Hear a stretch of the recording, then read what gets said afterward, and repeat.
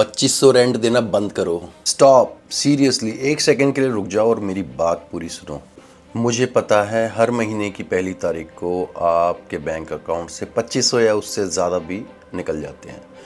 तो आप क्या कर रहे हैं एक्चुअल में, आप अपनी नहीं, आप अपने लैंडलॉर्ड की रिटायरमेंट की सेविंग्स कर रहे हैं। मेहनत आप कर रहे हो और फ़ायदा किसी और का हो रहा है, आपकी कोई इक्विटी नहीं बन रही। अगर आप भी राज और सिमरन की तरह हैं जो सरी में रहते हैं और दिन रात मेहनत करते हैं बट सेविंग्स नहीं कर पाते, और आपको लगता है कि सरी की जो रियल एस्टेट मार्केट है वो अनरीचेबल है, तो ये वीडियो आपके लिए है। पूरी वीडियो को एंड तक देखिए और इसमें आपको पता चलेगा कि जो 2500 आप रेंट दे रहे हैं उससे आप अपनी प्रॉपर्टी भी ले सकते हैं।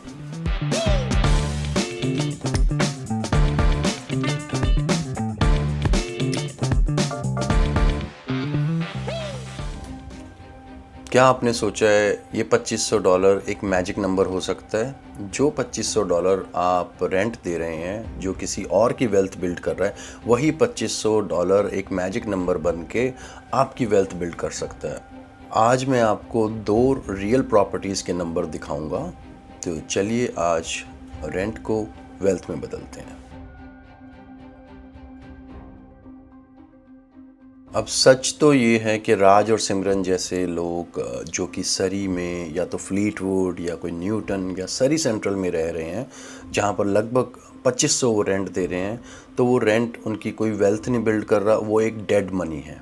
देखिए, सबसे पहले हमको अपना माइंडसेट चेंज करना पड़ेगा। मॉर्गेज, हाँ, सब लोग समझते हैं कि भाई मॉर्गेज हमने ले ली, ये हमारा एक एक्सपेंस बढ़ गया, बट अगर देखा जाए तो मॉर्गेज, जिसको आप फोर्स सेविंग कह सकते हैं, फोर्स सेविंग इसका मतलब है जो भी आप मॉर्गेज के अंदर कंट्रीब्यूट करते हैं पैसा, कुछ ना कुछ पार्ट उसका जाता है प्रिंसिपल में और कुछ पार्ट जाता है इंटरेस्ट में।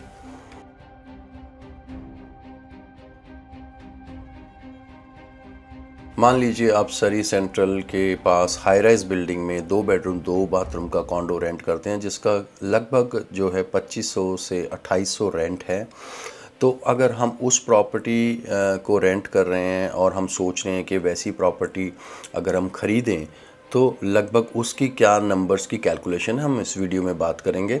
तो आज की जो मार्केट है 2026 की फरवरी की, आज आपको लगभग 2 बेडरूम 2 बाथरूम का कॉन्डो लगभग 5 से $5.5 लाख में मिल जाता है। सो $5 लाख के अपार्टमेंट को या कॉन्डो को लेने के लिए आपको सिर्फ मिनिमम 5% डाउन पेमेंट चाहिए, जो लगभग $25,000 होती है।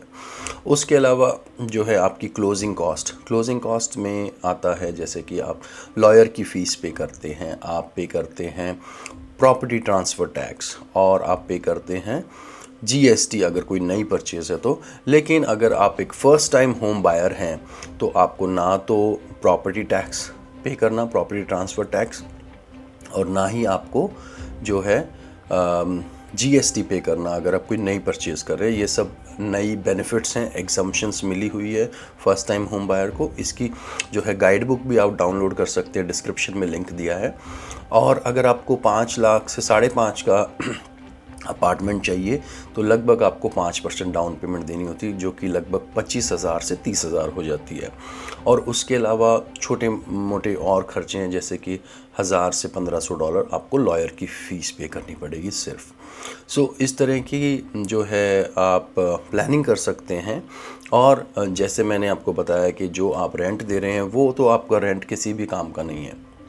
उसके अलावा अगर आप अपनी परचेज़ करते हैं तो आज के टाइम के हिसाब से अगर हम कैलकुलेट करें इंटरेस्ट मॉर्गेज का, जो हम कंपैरिजन करते हैं कि भाई उसका इंटरेस्ट रेट कितना है, सो लगभग आज आपको 3.5 से 4% के रेट में मिल जाता है, जिसकी पेमेंट लगभग अगर आप मिनिमम डाउन पेमेंट करते हैं, फॉर एग्ज़ाम्पल 5 लाख की प्रॉपर्टी में आपने 25,000 दे दिए, सो 475 के लोन को अगर आप कैलकुलेट करें तो उसकी जो पेमेंट लगभग 2500 टू 2800 बनती है। उसके अलावा आप पे करते हैं यूटिलिटीज़ जैसे कि इलेक्ट्रिसिटी, और आप पे करते हैं प्रॉपर्टी टैक्स एवरी ईयर जो सिटी का जो टैक्स होता है वो प्रॉपर्टी टैक्स आप सालाना पे करते हैं, जो लगभग आपका अगर हम मंथली कैलकुलेट करें तो 100 से $150। फिर अगर आप कोई कॉन्डो या अपार्टमेंट लेते हैं तो आप पे करते हैं स्ट्रैटा फीस, जो कि लगभग $350 से $400 हो जाती है। उसके अलावा जो है आप अपना वाईफाई का पे करते हैं। तो ये सब चीज़ें, वैसे भी आप रेंट पे रहते हैं तब भी आप वाईफाई यूज़ करते हैं तब भी पे करते हैं। सो अगर हम कंपैरिजन करें तो आप अपनी प्रॉपर्टी लेंगे, हाँ डेफिनेटली अगर इन नंबर्स को आप ऐड करें तो ये 2500 तो नहीं, ये करीबन 3000 से 3200 होगा।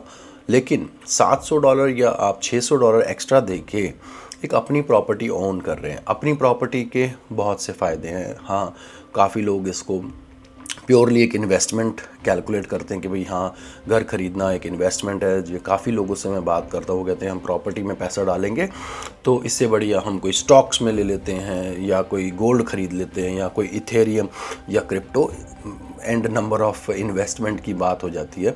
लेकिन अगर आप घर की बात करें, ये सिर्फ चार दीवारी नहीं होती, ये इसमें इमोशंस अटैच होते हैं। तो जो घर में आप अपने रेंट पे भी रहते हैं तो आप कोई अपनी मनपसंद की चीज़ें नहीं ले पाते, जैसे कि फ़र्नीचर या कोई आपको कुछ भी चाहिए।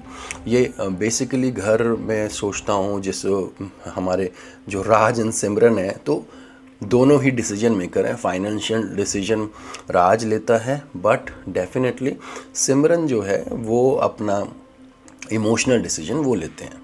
तो जैसे कि अगर हम कोई प्रॉपर्टी देखते हैं, हमेशा हम जो है स्पाउस की प्रेफरेंस ज़रूर मायने रखती है, बिकॉज़ उसमें क्या है, आप अपनी देखते हैं कि यहाँ मेरी किचन है, यहाँ मेरा बेडरूम है। तो ये सारी चीज़ें एक इमोशनल ट्रांजैक्शन भी मैं इसको कहूँगा कि it is not only about financial transaction, but घर ख़रीदना एक इमोशनल ट्रांजैक्शन भी है। सो राज एंड सिमरन के केस में अब उनके पास ऑलरेडी एक बच्चा है और they are expecting a second child, और उनके पेरेंट्स भी इंडिया से आ गए हैं और दोनों लोग वर्क फ्रॉम होम करते हैं 2 बेडरूम के कॉन्डो में। अब पेरेंट्स यहाँ पर हैं, आपको पता है यहाँ वेदर कैसा रहता है, they also need their space, उनको टीवी भी देखना है ना। तो ये सारी चीज़ें अगर हम देखें, और एक और क्वेश्चन मैं हमेशा इनकाउंटर करता हूँ जो कि लोग बोलते हैं कि हमको मॉर्गेज की कमिटमेंट में नहीं जाना, हमको 25-30 के साल के कर्जे के अंदर नहीं फंसना। तो ये एक कर्ज़ा नहीं है, ये एक इन्वेस्टमेंट है, आप इसको कैलकुलेट कर सकते हैं। तो इसमें जैसे कि हमने अभी कैलकुलेट किया कि हम 30 इयर्स के अमोर्टाइजेशन पीरियड को कैलकुलेट कर रहे हैं, जिसकी पेमेंट लगभग 2500 से 2800 बनती है, जिसमें कुछ पार्ट आप प्रिंसिपल पे कर देते हैं और कुछ पार्ट आपका इंटरेस्ट में जाता है। अब सेकंड क्वेश्चन, लोग ये बोलते हैं कि ये 2500 और 25,000 और ये 30,000, ये फिगर ये मैं कहाँ से लाऊं पैसा, मेरे पास तो डाउन पेमेंट का पैसा नहीं है। सो डाउन पेमेंट के लिए आपके पास में काफ़ी ऑप्शन हैं, जैसे कि आप अपने सेविंग्स यहाँ पर first time home buyer savings account खुलवा सकते हैं, अपने RRSP का पैसा यूज़ कर सकते हैं। और उसके अलावा अगर आपके पास इंडिया में कोई थोड़ा बहुत प्रॉपर्टी है, उसको आप सेल ऑफ करके उस पैसे को यहाँ ट्रांसफ़र कर सकते हैं। लेकिन ये सारी चीज़ें करने के लिए आपको एक प्लानिंग करनी पड़ती है, और वो प्लानिंग करने के लिए आपको टाइमली एक्शन लेना पड़ता है। सो अगर आप चाहते हैं कि इस तरह की आपको प्लानिंग की हेल्प चाहिए, तो मेरे डिस्क्रिप्शन में आपको free first time home buyer guide मिल जाएगी, आप फ्री डाउनलोड कर सकते हैं और कमेंट्स में बता सकते हैं कि आप अभी कौन सी स्टेज पे हैं। अगर आप सोच रहे हैं घर ख़रीदना, आपने FHA से अकाउंट खुलवा लिया और आपके पास में RRSP अकाउंट है और आपको कुछ समझ नहीं आ रहा है, तो आप ज़रूर वीडियो को देखें, और कोशिश करता हूं कि आपको वीडियो पसंद आएगी। अगर आपको ये पता करना है कि आपको गवर्नमेंट क्या क्या ग्रांट्स देती है, तो फॉर श्योर स्टे ट्यून्ड और मेरी नेक्स्ट वीडियो को ज़रूर देखें। Thank you so much for watching my channel.